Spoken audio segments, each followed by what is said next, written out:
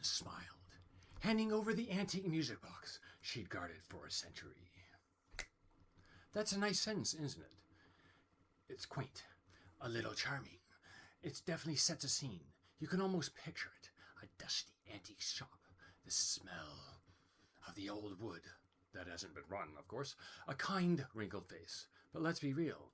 Is your heart pounding? Are you on the edge of your seat? Oh my god, oh my god, oh my god, thinking like that. Desperate to know what happens next. Probably not. It's a scene, but it's not a story. Not yet, anyway. What if I told you you could take this peaceful, almost little moment and turn it into something deeply unsettling? What if we could inject a massive dose of suspense and psychological dread with just one more simple sentence? In this video, I'm not just going to tell you what that sentence is. I'm going to break down the 5 psychological triggers it uses to hijack your reader's brain and making a scene in any genre instantly more compelling. This is one of the most powerful and efficient tools a writer has, and by the end of this video, you'll know exactly how to use it. Section 1, the reveal and the transformation. Let's go back to our scene. The imagery is gentle, almost nostalgic.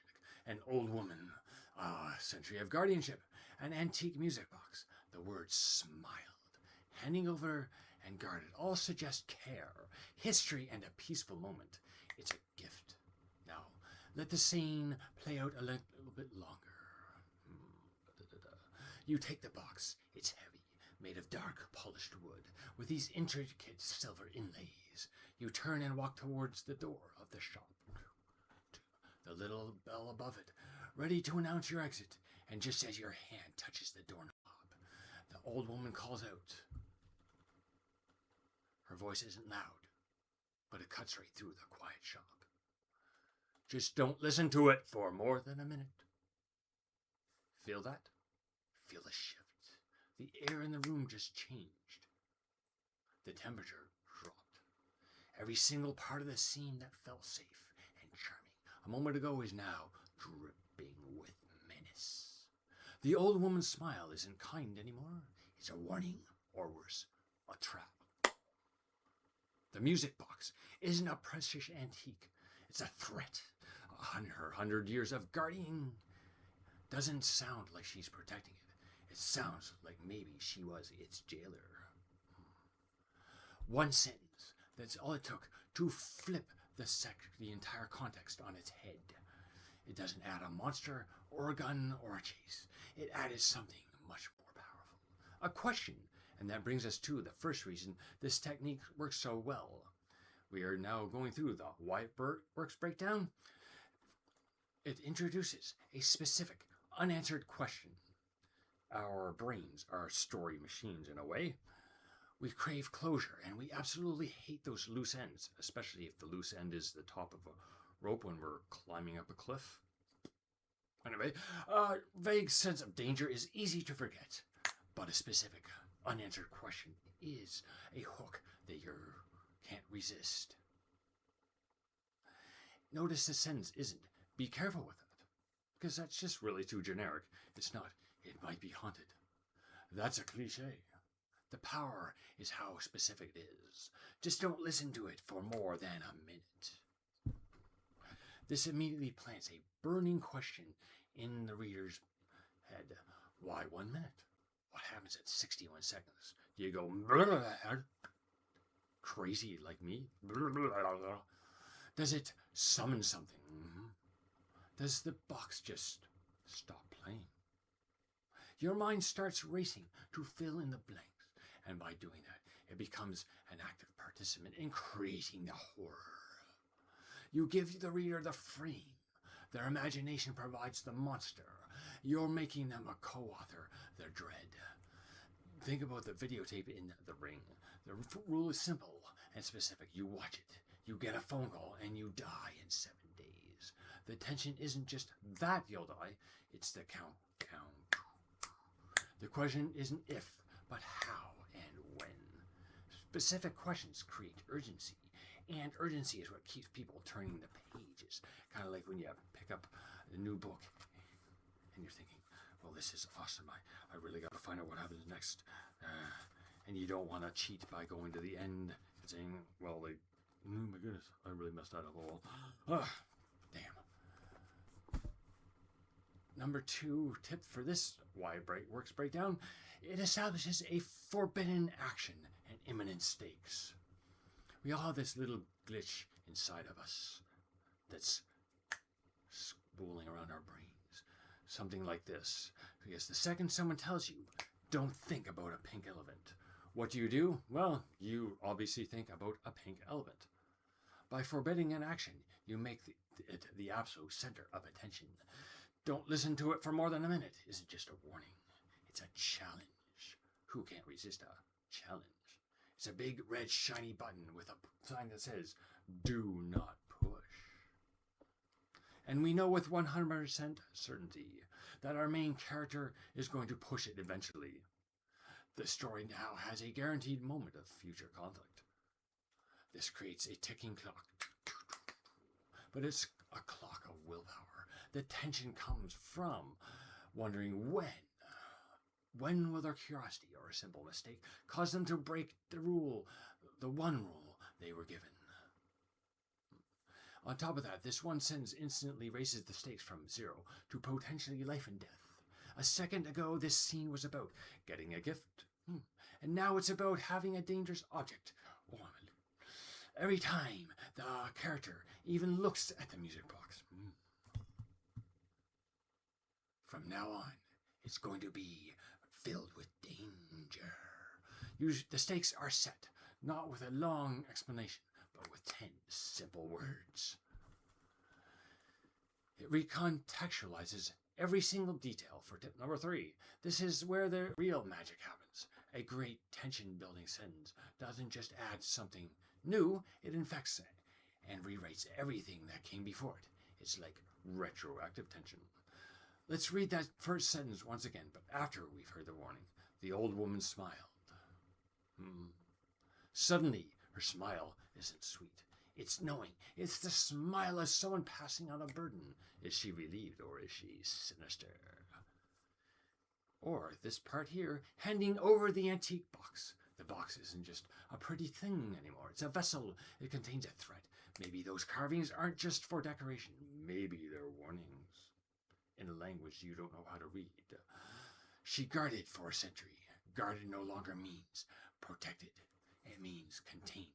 She wasn't its keeper. She was its warden. For 100 years, she kept this thing and its awful secret locked down. And now she's handed it over to you. The weight of that entire century is now in your hands. That trick is incredibly efficient. With one line, you've added 100 years of dark history to your story without a single page of exposition. You've turned a simple old woman into a mysterious figure and prophet, into the star of the show. If you're starting to see how one sentence can completely reshape a story, do me a quick favor and hit that like button. It lets me know you're finding this helpful, and it helps other writers find these videos. Now let's get to the fourth and maybe the most subtle reason this works. It creates powerful dramatic irony.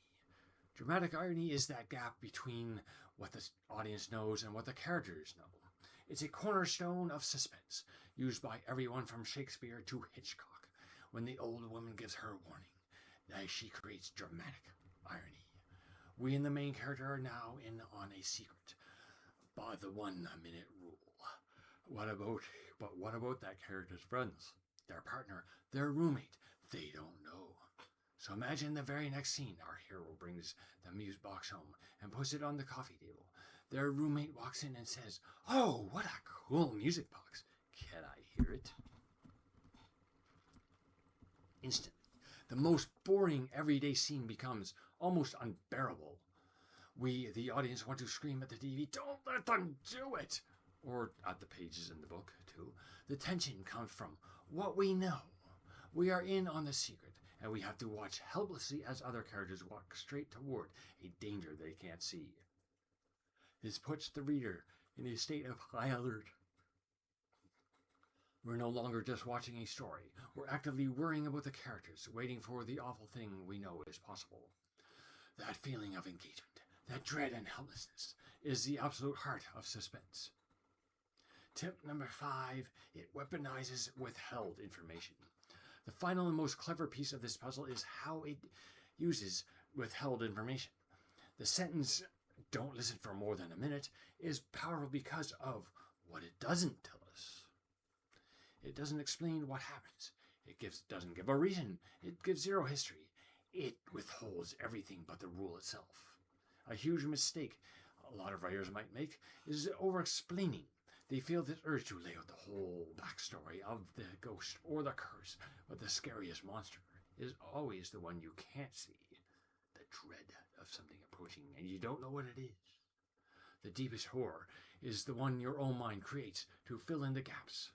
By withholding the why, you show respect for the reader's intelligence, and you harness their imagination as your story's main fear generator. You will always cook up a consequence that's way more terrifying and personal to you than anything a writer could put on the page.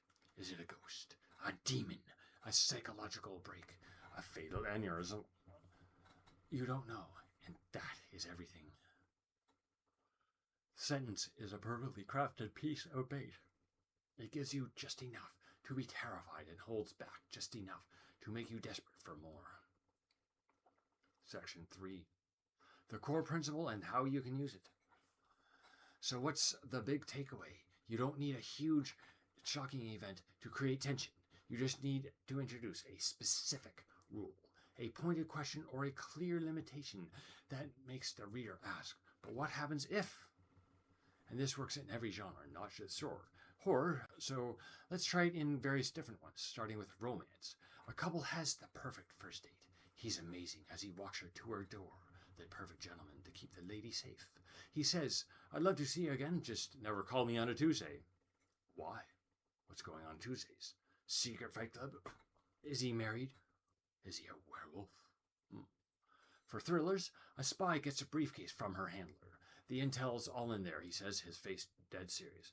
Get to the extraction point, and whatever you do, don't open it in a room with windows.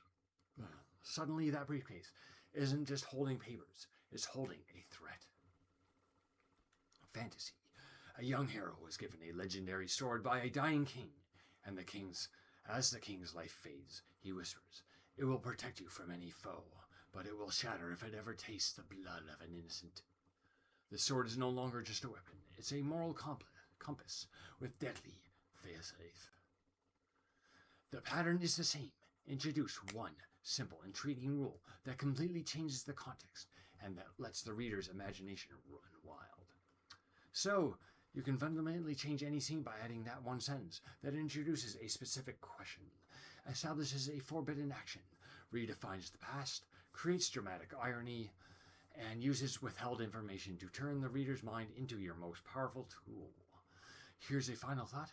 Tension isn't always about what you put on the page. So often it's about the questions you plant in your readers' heads. The most powerful stories live in that space between the words, in the unsettling silence after a question has been asked and before the terrible answer is revealed. If you enjoyed the breakdown of this narrative, you're going to love my video on how to create unforgettable characters. It's going to be coming up shortly, right up around wherever. If you didn't, let's keep it a secret, shall we? Anyway, don't forget to subscribe to my channel and let me know what subject matter you'd like me to cover in future videos. Thanks for watching and keep rating. Have a great day and a great week. I'll see you in 7 days. So long.